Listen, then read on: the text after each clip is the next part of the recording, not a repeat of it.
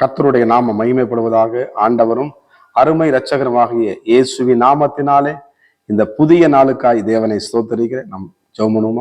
பரிசுத்த தேவனே, ராஜாதி ராஜாவே, கண்மலையின் சிகரமே, புறாக்கண்கள் உடையவரே, அழகானவரே, அற்புதமானவரே, லீலியின் புஷ்பமே, எங்களோடு கூட பேசுங்க ராஜா, இயேசுவின் நாமத்தின் பிதாவே, ஆமே. நீதிமொழிகள் 1ஆம் அதிகாரம், அதுல ஸ்தோத்திரம் என்ன பண்ணுவோம், 8ஆம் வசனம் கூட வாசிப்போம்.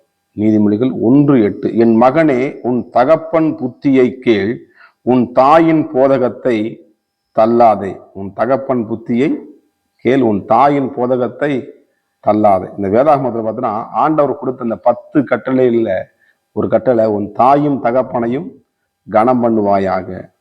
ஆமா, ஸ்தோத்திரம். அது ரொம்ப முக்கியமா. ஏன்னா நம்ம இந்த நாளில் இந்த பூமியிலே இந்த வெளியே வருவதற்கு நம்ம கருவுல என்ன பண்ணாரு ஆண்டவர், தாயின் கருவில ஒரு தாய் உருவாக்கி தகப்பனை என்ன பண்ணார் நம்ம கொடுத்துருக்குறாங்க.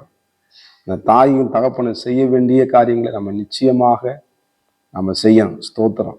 சில பேர் என்ன பண்ணுவாங்க, அந்த தாய் தகப்பன் என்ன பண்ணுவாங்க, சொல்லுவாங்க, நான் என்னதான் செஞ்சாலும் என்ன பண்ணுவாங்க, முறுமுறுக்குறாங்க, குறை சொல்றாங்க. அவங்களுடைய சுபாவம் என்ன பண்ணுவாங்க, அதாவது பெரியவங்க கடைசி என்ன பண்ணுவாங்களாம், சிறு குழந்தை மாதிரி பேசுவாங்க. சின்ன சின்ன காரியம் இதை மாதிரி என்ன பேசுறாங்களே, நம்ம ஒருவேளை கசந்துடக்கூடாது. ஆண்டவர் கிருபினால அது கர்த்தரை பார்த்துக்கொள்வார். நம்ம என்ன பண்ணுவோம், ஒரு நாள் நம்ம தாயின் தகப்பன் போதகத்தை, அவன் சில தாய் தகப்பன் நல்ல போதகம் சொல்லுவாங்க, சில தாய் தகப்பன்னு நல்ல போதகம் சொல்ல மாட்டாங்க, அது கெட்ட போதகம் சொல்ற தாய் தகப்பன்னு இருக்கிறாங்க. ஆமா சோதரன், இந்த காலங்களில் எந்த தாய் தகப்பன் நல்ல தகப்பனா கர்த்தர் தான் கொடுக்கணும். ஆண்டவர் சமூகத்தை நம்ம ஜெபிக்கும் பொழுது அந்த தாய் தகப்பன் நல்ல தாய் தகப்பனா தேவன் தான் மாற்ற முடியும். ஆனா ஆண்டவர் சொல்றாரு, உன் தாயின் தகப்பனுக்கு செய்ய வேண்டிய கடமைகளை நீங்க செய்யணும்னு சொல்றாரு. எனக்கு அருமையான தேவ பிள்ளைகள், எந்த இடத்துல சொல்லப்பட்டிருக்கிறது, அவருடைய போதகத்தை என்ன பண்ணக்கூடாது, தள்ளக்கூடாது. நம்மளுக்கு தாய் தகப்பனா இருக்கிற யாருங்க, இந்த பூமிக்குரிய தாய் தகப்பனா கூட ஆண்டவராக இந்த பூமியில ஆண்டவர் இயேசு கிறிஸ்து கொடுத்திருக்கிற தாய் தகப்பனை நீங்க மதிக்கணும், கனம் பண்ணணும். ஆனால் நம்மளுக்கு எல்லாருக்கும் அப்பா பிதாவி என்று கூப்பிட பண்ணுகிற ஒரு புத்திர சுவரத்தின் ஆவியை தந்திருக்கிறார். நமது ராஜாதி ராஜாவாகிய எல்லாரும் தகப்பனாக இருக்கு நமது ஆண்டவராக இயேசு கிறிஸ்து.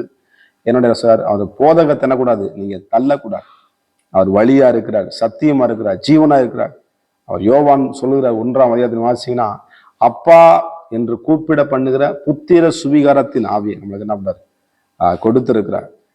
ஒரு நாள் எழுந்து, அப்பா இந்த நாளுக்காக நான் நன்றி அப்படின்னு சொல்லி ஏசப்பா பார்த்து நீங்க குட் மார்னிங் சொல்லிட்டு அந்த நாளை தொடங்குங்க.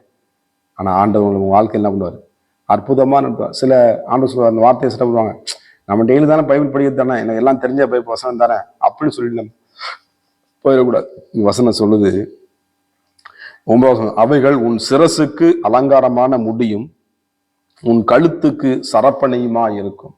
உன் வாழ்க்கைக்கு என்ன பண்ணும், அது அலங்காரத்தை நம்ம கீழ்ப்படியும் பொழுது, தேவனுடைய வார்த்தை கீழ்ப்படியும் பொழுது நம்மளுக்கு முதலாவது கர்த்தருக்கு பயப்படுகிற பயம், 2ஆவது நம்முடைய தாய் தகப்பனுக்கு அவன் வார்த்தைகளை, அதை நல்ல காரியம் நம்ம எடுத்துக்கொள்ளணும்.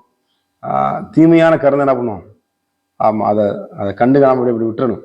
அதை என்ன பண்ணும், அதை ரொம்ப போய் டச் பண்ணி அதை பிடிச்சி நீங்களும் காயப்படுத்தி அதுவும் காயப்படுத்தி அப்படின்னு சில பேர் என்ன பண்ணுறாங்க. அப்படி கூடாது. ஆனால் ஆண்டவர் சொல்றாரு, நீ உன் தாயின் போதகத்தை ஆண்டவர் சொல்ல வார்த்தை நீ கேட்டீங்கன்னா உங்களுக்கு என்ன பண்ணணுமா, சரப்பணி உன் சிரசுக்கு என்ன பண்ணும், அலங்காரத்தை கொடுக்கக்கூடியது.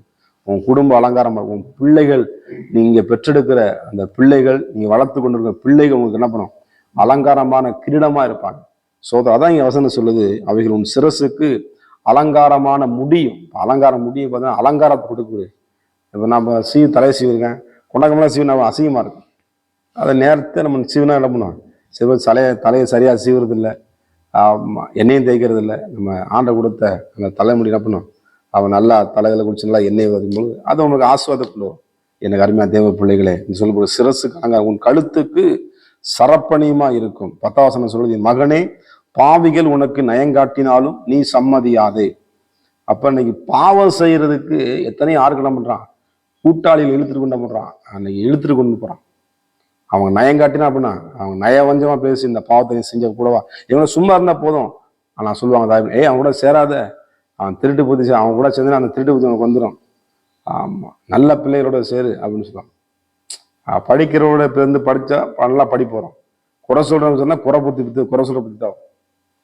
எனக்கு அருமையா தேவ பிள்ளைகளை, நம்ம எதை நம்ம சார்ந்துக்கிட்டோம், நம்மளுக்காக ஆண்டவர் ராஜாதி ராஜா கர்த்தர் நல்ல தகப்பனாக இருக்கு, நல்ல ஆலோசனை கர்த்தராக இருக்கிறார். அவர் உங்களுக்கு என்ன சொல்லுகிறாரோ அதன்படி செய்யுங்கள், அப்பொழுது களஞ்சியங்கள் பூரணமாய் நிரம்பும். அருமையா தேவ பிள்ளைகளே, கர்த்தருடைய வார்த்தை நம்ம கேட்போம். ஆண்டோடைய கொடுத்த அந்த தாய் தப்பு வாதகத்தை என்ன பண்ணுவோம், அந்த வாக்கு தத்தங்களை, அந்த கட்டளைகளை நம்ம பின்பற்றுவோம். கர்த்தர் நிச்சயமா உங்க வாழ்க்கையில அலங்காரமா வைப்பார். ராஜ முடியுமா நீங்க இருப்பீங்க. சோதரம் நம்ம ஜெபம் பண்ணுவோமா? பரிசுத்த தேவனே, உமக்கு நன்றி செலுத்துகிறோம். ஆண்டவரே, தாயின் போதகத்தை தள்ளாதே. ஆண்டவரே, எனக்கு தாயும் தகப்பனுமா இருந்து நடத்துகிற என் தெய்வம். ஆண்டவரே, ஒவ்வொரு பிள்ளையோட வாழ்க்கையில நீ தாயும் தகப்பனுமா இருந்து நடத்தும்படியா நான் செபிக்கிறேனப்பா. ஆண்டவரே, நீரே எங்களுக்கு தாய, நீரே எங்கள் தகப்பனா இருந்து நடத்த போறதற்காக ஸ்தோத்திரம். எங்கள் மனதை புரிந்து கொண்ட நல்ல தெய்வமே, ஆண்டவரே, நீ கொடுத்த தாய் தப்புன்னு நாங்கள் அவங்களுக்கு செய்ய வேண்டிய கடமைகளை நாங்கள் செய்ய எங்களுக்கு உதவி செய்ததற்காக ஸ்தோத்திரம். ஆண்டவர்கள் எங்களை எப்படி நினைச்சாலும் நானா நீங்க கொடுத்த கட்டளைக்கு நாங்க அதை கீழ்ப்படியும் போது எங்களுக்கு ஆண்டவரே எங்களுக்கு அலங்காரத்தை கொடுக்கறது, எங்க குடும்பத்துக்கு அலங்காரப்படுத்துகிறதா இருக்கிறதாப்பா. அமேனப்பா. அப்படியே நம்முடைய பிள்ளைகளுடைய வாழ்க்கையிலே ஒரு அலங்காரம் உண்டாவதாக. இயேசுவின் நாமம் அலங்காரத்துக்குள்ளே ஒரு அரண்மனைக்குள்ளே சுகமும் இருப்பதாக என்று எழுதப்பட்டிருக்கிறது. ஒரு சுகத்தையும் பலத்தையும் கர்த்தர் கட்டளையிடுவீராக. அரண்மனைக்குள்ளே ஆண்டவரே வாழ்ந்திருப்பார்களாக. சுகித்திருக்கட்டும். இயேசுவின் நாமத்தின் பிதாவே, ஆமென். God bless you. கர்த்தர் உங்களை ஆசீர்வதிப்பாராக.